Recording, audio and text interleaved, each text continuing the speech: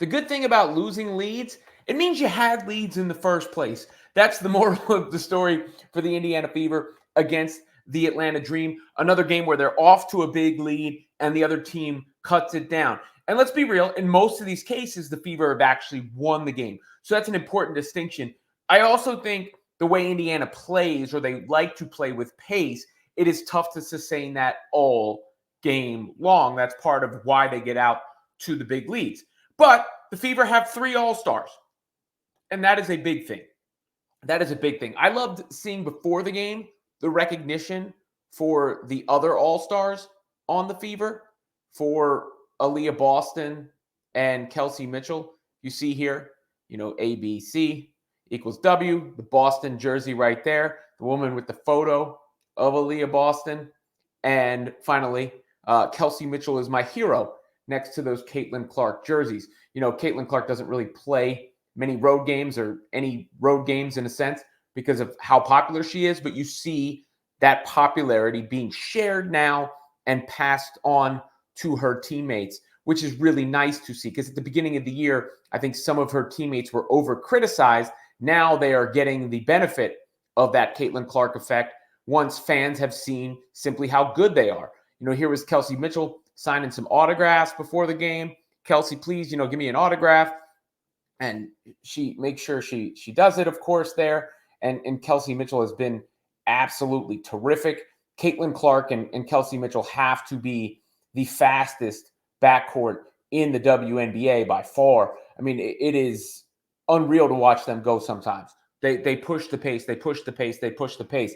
Obviously, Caitlin is generally looking to set others up, and Kelsey is always looking to score. But you see that in some of the exchanges, right? Like when I talked about Caitlin Clark kind of being like LeBron, it's even like a small play like this.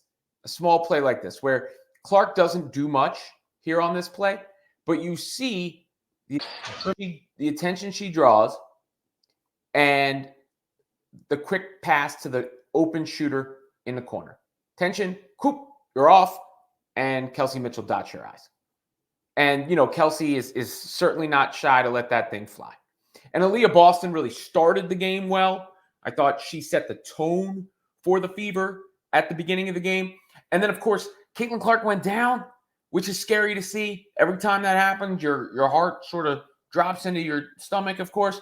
But it was very eerily reminiscent of the play earlier in the year. Same thing with an ankle, and she shook it off. There's another LeBron comparison for you. Anybody who's watched LeBron's career, he's seen him with these ankle injuries all the time that he's able to shake off. But, I'm just kidding around a little bit with that. And let's give some credit to the coach as well. Christy Sides makes the adjustment. Sometimes it takes her a minute, but she made the proper adjustment. She got Lexi Hull into the game. Lexi Hull made a clutch play here down the stretch. This was after Teme Fagbenle blew a bunny. She blew a couple bunnies in this one. But look, Hull with the cut, those energy, hard effort plays that she makes. She started the second half for the Fever. So a good adjustment from Christy Sides right there.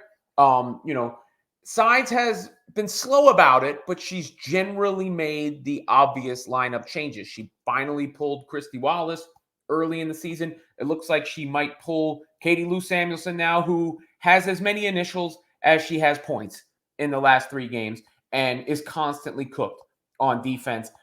Not really sure she should see the court anymore. If she's not hitting 3, she's completely worthless.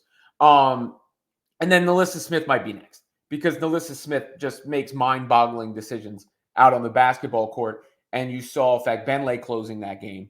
You saw Dantas getting minutes in that game. And then you also saw the Caitlin Clark show. Let's not act like that didn't happen either. And that's part of the beauty of Caitlin Clark now, where she has these games of like 19, 7-7, and people act like it's pedestrian. That's a sign of true greatness.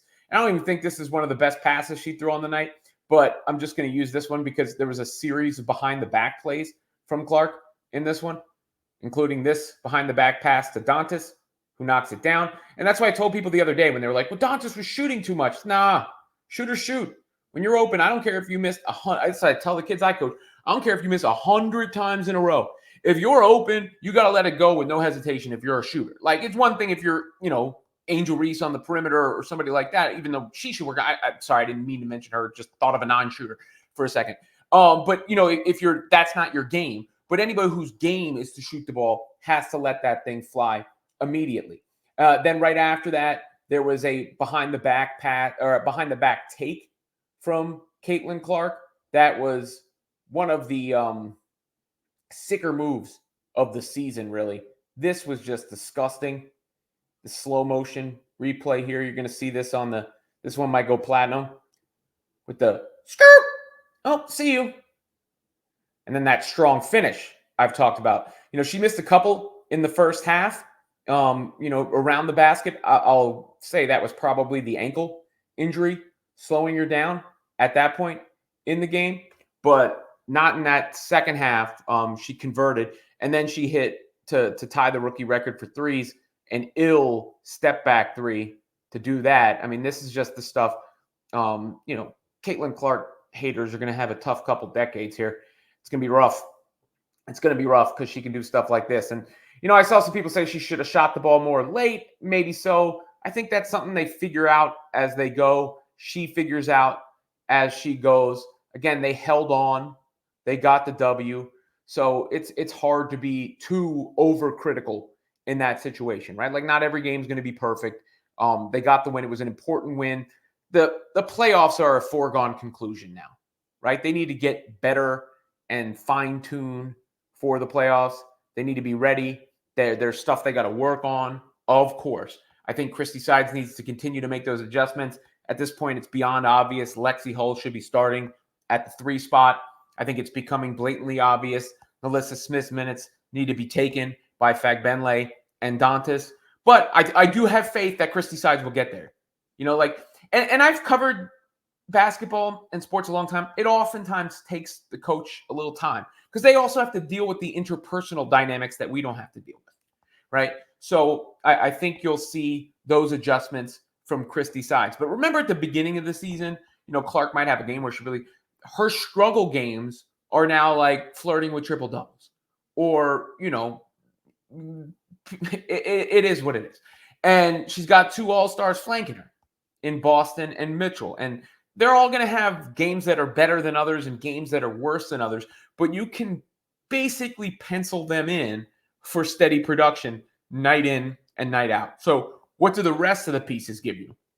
Well, I think we know Lexi Hull, what she's going to provide consistently. It's up to the rest of that roster to step up because the core pieces are an awesome foundation for the Fever.